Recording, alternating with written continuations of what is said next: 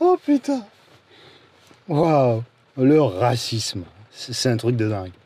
C'est un serpent de mer qui traîne comme ça dans nos sociétés, intarissable, incapable de crever, il est toujours là. Hein. Tu crois que t'en as terminé? Non, il y a une fenêtre qui s'ouvre là, il y a du racisme qui sort par là. Une fois que t'as bouché ce trou, ah ben non, tu te rends compte qu'en fait, t'as juste colmaté une brèche et qu'il va arriver sur ta gauche ou qu'il va arriver, je sais pas, sur les toits, sous le sol. Il est partout, le racisme. Et donc voilà, hein, j'écoutais les médias récemment encore et paf, on me sort une nouvelle histoire. Cette fois-ci, c'est Lilian Thuram qui est pris dans un vacarme tonitruant. Il aurait tenu, en tout cas, il a tenu des propos outrageants hein, dans le quotidien italien Corriere dello Sport. Tu vas me dire, hein, tu vas me corriger si je l'ai bien articulé en italien. En tout cas, il a donc tenu des propos dans lesquels il dit, voilà, les Blancs pensent être supérieurs et que le racisme les concerne. C'est une affaire, c'est une histoire de blanc, voilà, hein, on va dire ça comme ça. Alors, Lilian Thuram a donc tenu ses propos. Moi, je prends donc quelques minutes pour te dire, selon moi, si Lilian Thuram a totalement raison et pourquoi il a raison ou pas. Ok? Allez, c'est parti.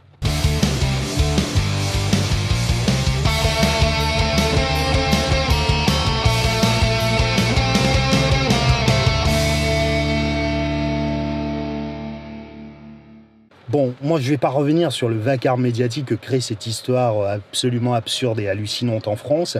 Par contre, je vais plutôt te faire une litanie non exhaustive en fait des réflexions que j'ai et qui me pousseraient plutôt à dire là tout de suite que Lilian Thuram a totalement raison d'avoir tenu les propos qu'il a tenus là dans ce quotidien italien. Je vais pas t'apprendre que les anciennes colonies françaises qui sont africaines sont toujours sous tutelle et donc sous domination de la France. N'est-ce pas là une expression de la supériorité blanche? Hein? Qu'est-ce que t'en penses? Le fait que l'imaginaire de beaucoup de Français et globalement de beaucoup de Blancs baigne dans le mépris de l'homme noir, n'est-ce pas là une expression de la supériorité blanche? Hein? Qu'est-ce que t'en penses encore? Tiens, je vais te donner un exemple actuel patent hein, qui tendrait plutôt à prouver les propos de Lilian Thuram. Récemment, j'ai vu une information dans les médias selon laquelle, à l'Université de Lorraine, des étudiants blancs ont qualifié dans un groupe privé leurs camarades noirs de bonobos, d'énormes singes. D'après toi, est-ce que c'est pas là l'expression d'une supériorité? Tu vois là que je suis pas remonté dans l'histoire. J'ai pris un exemple récent, banal, ok, qui tendrait plutôt à prouver les propos de Lilian Thuram. Je suis pas allé fouiller dans les livres. J'ai pas pris un de ces exemples variés et multiples sur le racisme. J'ai pas pris un exemple de tragédie raciale dans lequel on a retrouvé un noir qui s'est fait tuer, tout simplement parce qu'un blanc est persuadé de sa supériorité. Pour justifier la domination de l'homme blanc sur l'homme noir, des blancs ont inventé la race et le racisme. Ce postulat a permis plus tard l'installation d'une domination culturelle, politique, économique sur l'Afrique. Ceux qui doutent de cela ou qui jactent dans les médias là actuellement ne sont en aucun cas des naïfs. Ce sont soit des gens qui sont fourbes, hypocrites, qui pratiquent le double langage ou le sophisme. Tout simplement, de mon point de vue, ce n'est que cela.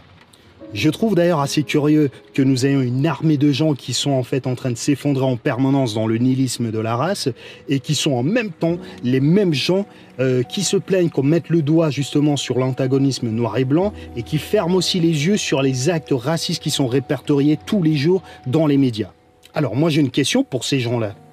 Puisque vous partez du postulat que la race n'existe pas, alors pourquoi vous vous plaignez en fait qu'on mette le doigt sur les dérives de la société bâtie sur la race?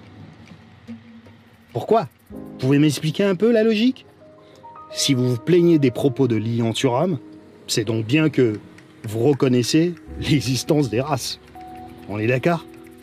Et si vous la reconnaissez, c'est donc que vous reconnaissez qu'il y a une catégorisation, une hiérarchisation, donc une supériorité d'une race sur les autres. On est d'accord? Même après que le paradoxe génétique ait prouvé formellement qu'il y a très peu de différence entre nous, comment expliquer ce sentiment de supériorité que la civilisation blanche assure le reste des humains? Ce n'est donc pas un problème de noir, c'est un problème de blanc.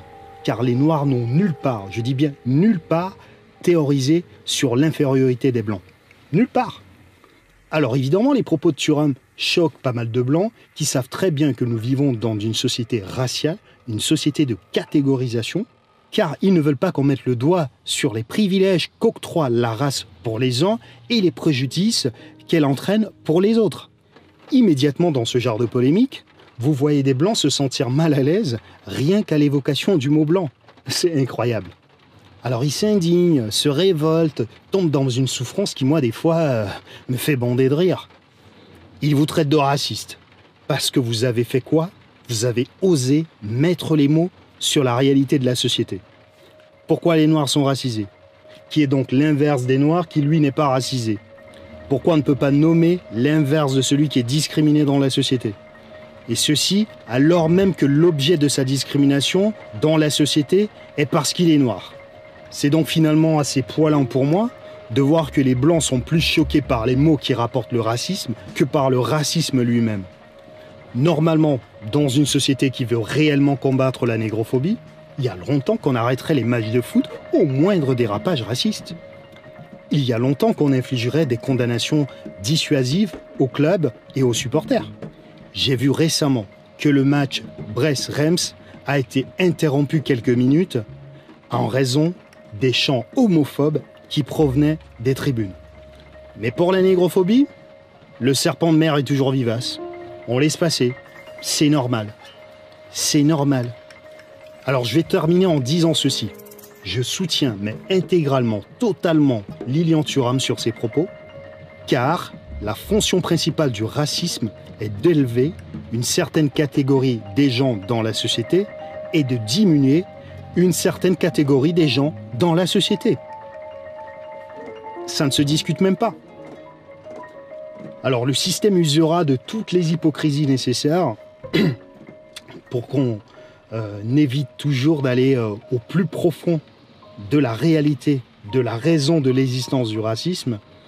Mais la différence avec hier, c'est qu'aujourd'hui, on reconnaît de plus en plus les langues fourchues. Eh ouais, les temps sont en train de changer. Et il va falloir changer.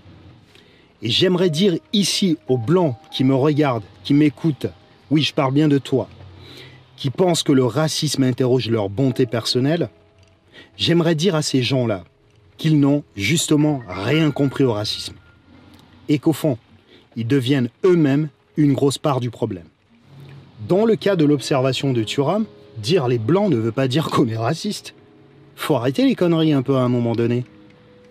Ça ne veut pas non plus dire que tous les Blancs sont de connivence avec le racisme. C'est comme dire les hommes.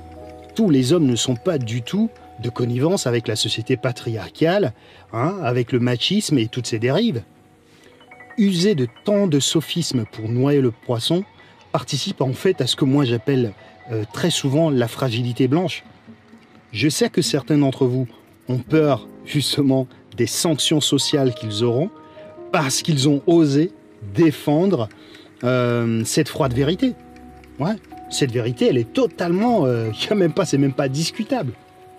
Mais moi, comme d'autres, on a toujours préféré les hommes qui disent la vérité. Le simple fait de reconnaître la vérité, c'est déjà d'une certaine manière avoir une certaine maturité. Refuser de vivre des vies qui sont marquées par le qu'en dira-t-on, pour moi, ce sont des attitudes puissantes, libératrices et en même temps classe. Si vous militez pour des vies pleines et entières, vous ne devez pas faire l'autruche. Vous taire lorsqu'on oppresse, lorsqu'on insulte, lorsqu'on méprise, lorsqu'on classe de côté, lorsqu'on catégorise des gens qui vous ont été présentés comme différents de vous, clairement pour moi c'est de la lâcheté. Ça fait des siècles qu'on a corrompu les cerveaux de pléthore de blancs en leur faisant croire qu'ils sont supérieurs, qu'ils sont différents aux autres parce qu'ils sont blancs. Ça fait des siècles que cette maladie est installée dans la société occidentale. Il serait peut-être temps de régler ce problème une bonne fois pour toutes. Il est temps de rejoindre l'humanité. Il est temps d'apprendre l'humilité en Occident. Vous pensez pas? Le racisme est une aberration. Mais ça fait des siècles que quelques hommes l'ont sophistiqué et en ont fait une norme. Alors moi je repose une question qui est toujours d'actualité, que j'ai déjà posée dans une de mes vidéos. J'ai pas vu grand monde y répondre. Si d'après vous, la supériorité blanche, c'est une lubie, que ça n'existe pas, pourquoi pensez-vous que la France continue alors d'avoir la même base sur les économies de 14 pays africains? Pourquoi pensez-vous qu'on a encore des policiers blancs qui tuent des gens dans les rues tout simplement parce qu'ils sont noirs? Si la supériorité blanche n'existe pas, expliquez-le-moi. Alors évidemment, on ne va pas se raconter des salades. On le sait que le racisme profite aux blancs. Mais alors il faut se poser maintenant la question, à quel prix? N'est-il pas temps de questionner les biais que le racisme a introduits dans nos existences, en questionnant nos responsabilités, en questionnant les responsabilités? Je parle là de responsabilité, non de culpabilité. Et si on parle de responsabilité, vous n'allez pas me dire que vous ne voyez jamais un ami noir que vous avez dans votre entourage galérer 2 fois plus pour trouver un emploi. Vous n'allez pas me dire que vous ne l'avez jamais vu. Vous n'allez jamais me dire que vous ne vous êtes jamais fait recaler à l'entrée d'une boîte de nuit parce que vous étiez avec un ami noir qui, lui, ne pouvait pas rentrer dans le nightclub. Vous n'allez pas me dire que vous ne savez pas qu'on insulte les noirs dans les stades et au-delà, précisément parce qu'ils sont noirs. Tout ça provient donc d'une histoire farfelue qui a été racontée des siècles et des siècles, dans laquelle, aujourd'hui, beaucoup de blancs sont installés et sont persuadés d'être supérieurs aux noirs. Alors, si vous le savez, si vous savez tout ça, si vous savez toutes ces histoires tragiques qui se passent, si vous savez toutes ces histoires injustes qui se passent, parfois sous vos yeux, parfois en écoutant les médias, je pense que désormais, il faut l'admettre. Oui, il faut l'admettre afin qu'on passe désormais vers une société qui est réellement inclusive. Voilà, moi j'ai terminé donc sur cette affaire Thuram, j'ai donné mon avis.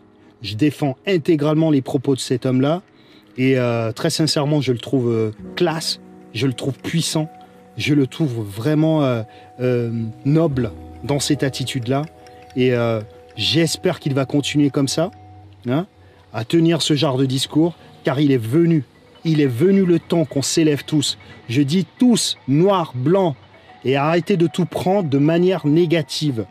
Lorsqu'on dit quelque chose, on le dit dans le sens où il faudrait qu'on règle une injustice. On ne peut pas vivre dans une société dans laquelle des injustices de ce genre-là perdurent. Ok? Allez, je vous quitte sur ça. On se retrouve très prochainement pour une autre capsule. Ciao!